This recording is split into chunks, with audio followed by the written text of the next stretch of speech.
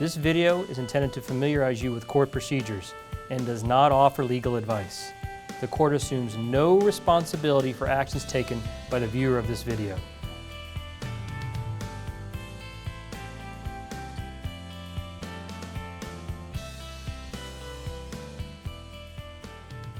You may need to ask the court to appoint you as a guardian and conservator for an adult who is not able to take care of their physical needs and lacks the ability to oversee their finances.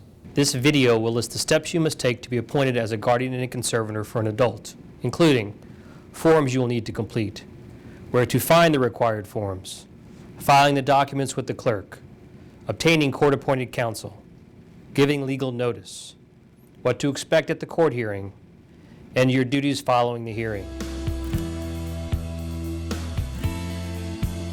You can pick up the documents from the self-service center or print them online. Complete everything but the case number. It will be given to you by the clerk of the court when you file the papers. You will use this case number on all future court documents. The probate information sheet contains personal identifying information about the petitioner and the ward. The petition explains what you want the judge or commissioner to do and why. A doctor must examine the person and write a report to the court describing the person's physical and mental condition.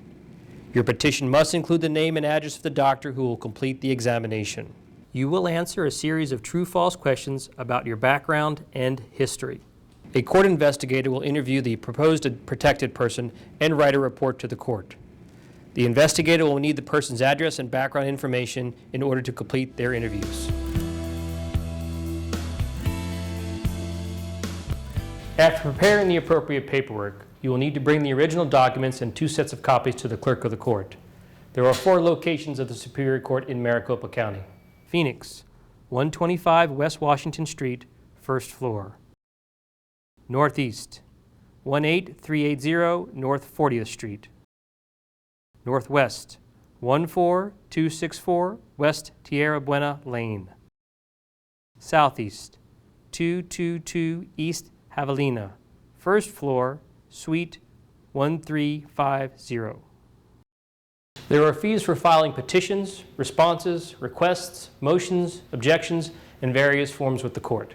The clerk of the court accepts cash, Visa, or MasterCard, money orders, or personal in-state checks made payable to the clerk of the court, care of the probate registrar. Go online or to the self-service center for a list of current fees.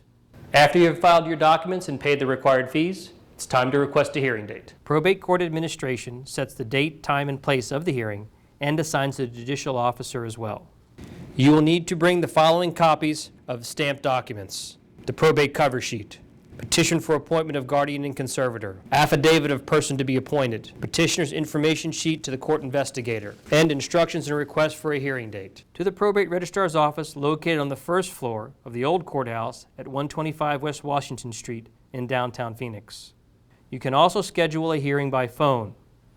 Call 602-506-5510 3 to 5 business days after the case was filed. The person you say needs a guardian and conservator must have a lawyer. After scheduling a hearing date, call the Office of Public Defense Services and request an attorney. Be prepared to give them the hearing date, the name and address of the adult, as well as the PB case number. Next, you will need a judge to sign the order appointing attorney, physician, and court investigator. Mail or deliver the order to the Probate Court Administration Office along with your request for hearing form. Include a 9x12 self-addressed stamped envelope. The order will be mailed to you once it is signed. After you have completed and filed the petition and the other court papers with the court, you must tell all interested persons about the papers and the court hearing at least 14 days before the hearing date. Give the people who are entitled to notice the following documents: notice of hearing, petition. There are 2 ways to give notice.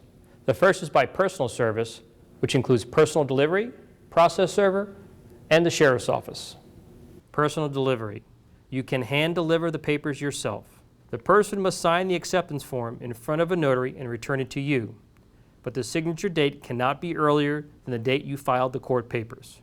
This signature on the form does not mean the person agrees with the papers, just that they have received them. Process server. Generally, you must pay this person or company to do this for you. A process server will give the papers to the person at home, work, or other location. The process server will give the court a sworn affidavit stating that the person was served. Sheriff. You can contact the sheriff's office in the county where the person lives. This method requires you to arrange for a sheriff's deputy to serve the papers.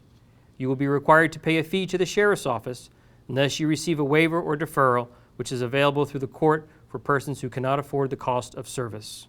The second way is by mail. You can send the documents by first-class regular mail. If you cannot locate a party, you can request that the court allow an alternative means of notice, such as publication in a newspaper. You must seek the court's permission before using this alternative. Notice must be given to any adult children of the person, any person who is serving as the guardian or conservator, or who has the care and custody of the person. If the person has no parent or spouse or adult children, then the closest adult relative to the person. Anyone who has filed with the court a demand for notice. At least 10 business days before the scheduled hearing, you will need to mail or deliver a copy of the physician's report to the commissioner who will hold the hearing, the court-appointed attorney, and the court investigator. At least 10 business days before the hearing, mail or hand deliver to the Commissioner's Division an order to guardians and conservator, the order of appointment of permanent guardian and conservator, the notice of hearing, the proof of notice, and any waiver of notice or acceptance of service if they apply. Also, at this time, notify court administration if you need an interpreter at your hearing. At the court hearing, the Commissioner will review your documents, hear testimony, and rule on your petition for adult guardianship and conservatorship. The Commissioner will ask you a number of questions. Be prepared to testify about why you think the guardianship and conservatorship are needed. If the Commissioner grants your request, he or she will sign the orders. They will also set a compliance calendar hearing date. You will need to bring 2 copies of your order to guardian and conservator, order of appointment, letters of appointment, and acceptance of letters of appointment to your court hearing. After you are appointed, there are still a number of important tasks that you must complete. The Commissioner will list your duties in the orders.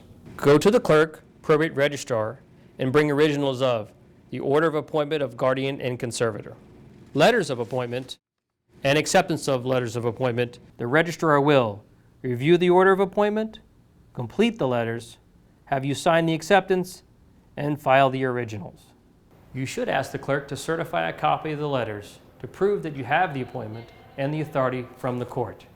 There is a certification fee plus a copy fee per page to do this. If the Commissioner ordered you to post a bond, call a bonding company, purchase the bond, and file the original bond with the court. Do this immediately after the order is signed, as no letters will be issued without the bond.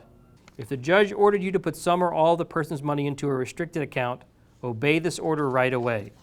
Take the money and a certified copy of the letters of appointment to a bank or financial institution and inform the staff that you are a guardian and conservator under court order. You want the money placed into a restricted account and show the staff a copy of the order authorizing restriction. Then, have the manager at the bank or financial institution sign the proof of restricted account, which must be notarized, and bring the original to the court to show that the account was properly established. You are required to file a budget and inventory 90 days after your appointment. You must use the mandated Form 5 entitled Conservator Estate Budget, which is located on the Arizona Supreme Court website. For more self-service center forms and instructions, go to the Superior Court website, Adult Guardian and Conservatorship page.